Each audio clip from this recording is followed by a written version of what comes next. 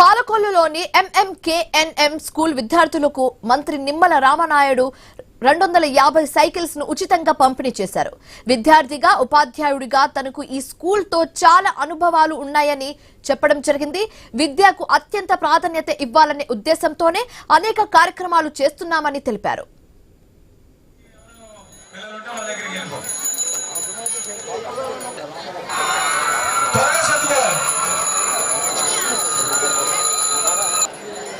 ప్రభుత్వం అందించేటువంటి అభివృద్ధి సంక్షేమ కార్యక్రమాల కంటే కూడా ఆ కుటుంబంలో మార్పు తీసుకొచ్చేది ఏదైనా ఉంది ప్రపంచంలో అంటే అది ఒక్క చదువు మాత్రమే.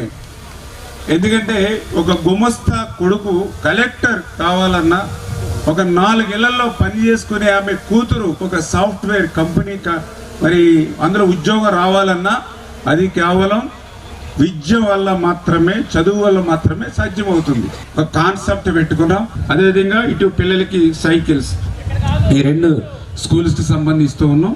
మిగిలిన మళ్ళీ 2 స్కూల్ అంటే ఇట్లాగా సెంటర్కి పెట్టుకుంటూ వెళ్ళాలనేటువంటి ఆలోచనతో పనిచేస్తూ ఉన్నాం.